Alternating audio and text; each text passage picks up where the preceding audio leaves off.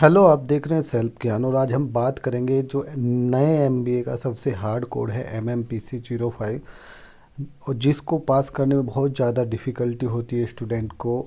और सेम जो है पुराने एमबीए के अंदर MS-08 में भी इसी तरीके से प्रॉब्लम होती है।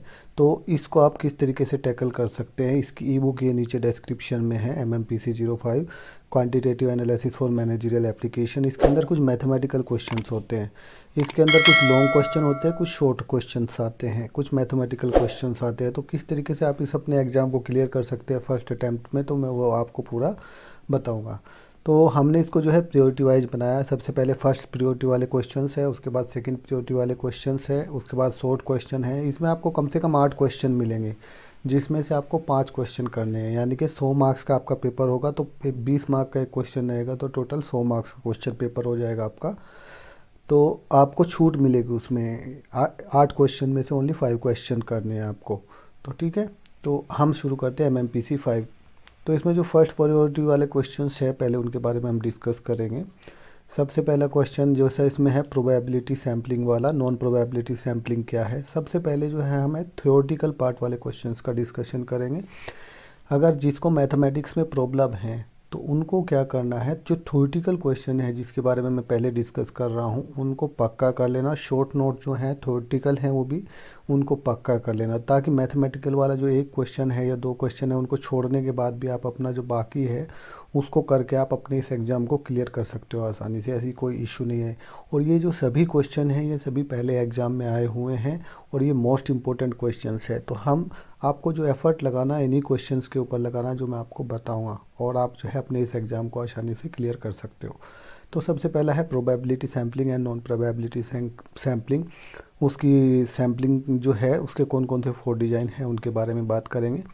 उसके बाद जो नेक्स्ट क्वेश्चन, इसके क्वेश्चन और उसके आंसर इसमें ई बुक में सीधा दिए है, आप उसी को याद करना है आपको। जो दूसरा क्वेश्चन है वो स्क्यूनेस वाला है। व्हाट इज स्क्यूनेस, इसके बीच में क्या डिफरेंसेस है, कार्ल-पिजन और बाउली कोफिशिएंट ऑफ स्क्यूनेस क्या है, उसमें से आप किसको प्रीफर करोगे। ठीक है, तो ये क्वेश्चन बहुत इंपॉर्टेंट है स्क्यूनेस वाला, तो इसको आपको करना है। जो तीसरा क्वेश्चन इसके अंदर है मोस्ट इम्पोर्टेंट में, वो है approaches of probability theory. Probability theory की कौन कौन सी अप्रोचेज हैं, उनका कुछ बेसिक जो एक्सियोम्स हैं उनको आपको बताना है।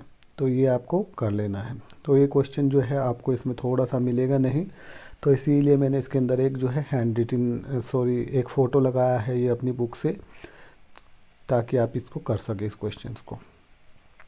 जो नेक्स्ट क्वेश्चन है क्वेश्चन नंबर 4, ची स्क्वायर डिस्ट्रीब्यूशंस क्या है, टेस्टिंग, उसकी टेस्टिंग और उसकी इंडिपेंडेंस, कैटेगरीज, डाटा, वो सब आपको बताना है।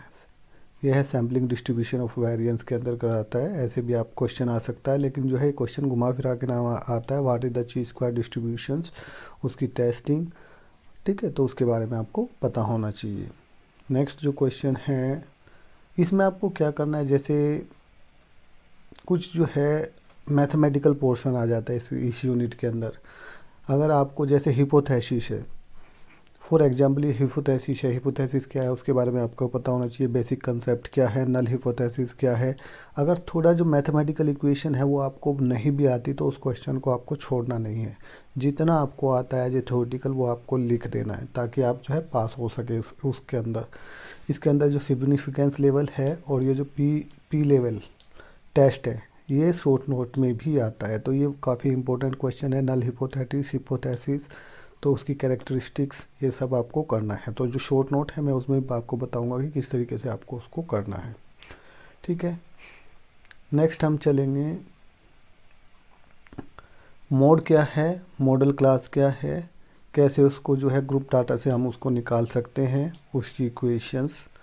तो ये इसका जो है पूरा हम डिस्कस करेंगे आगे भी। क्वेश्चन नंबर जो 7 है, स्ट्रेटिफिकेशंस क्या है, सैम्पल बेस स्ट्रेटिफिकेशंस क्या होता है, रिप्रेजेंटेशन ऑफ पॉपुलेशंस के अंदर स्ट्रेटिफाइड सैम्पलिंग करके भी शॉर्ट नोट में ये क्वेश्चन आता है।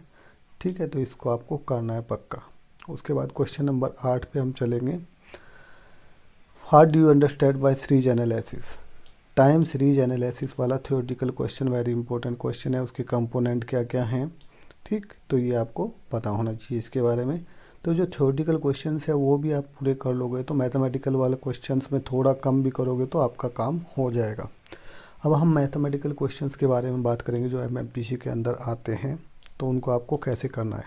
एक होता है क्वार्टाइल निकालना, Q10, ठीक है, D10, Q2 और P90 कैसे निकालते हैं सेंट्रल और मेजरमेंट टेंडेंसी के वाले, मेजरमेंट ऑफ सेंट्रल टेंडेंसी के अंदर। तो आपको क्या करना है, उसमें मेरी वीडियो देखना है MS08 के ऊपर। ये सेम यूनिट है MMPC5 और MS08 की, जिसके ऊपर मैंने वीडियो बनाया है कि आपको Q10, D10 और P90 कैसे निकालना है।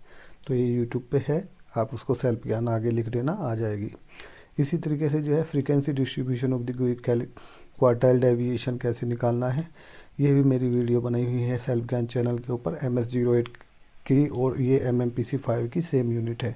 तो ये क्वेश्चन आते हैं इस तरीके से। सेम तीसरी जो क्वेश्चन है एवरेज डेविएशन कैसे निकालना है, ये भी जो है सेम यूनिट है MMPC5 और MS08 के अंदर। तो ये भी यूट्यूब के ऊपर अपलोडेड है, आप कैसे एवरेज डेविएशन निकालना है तो वो आप देख सकते हैं।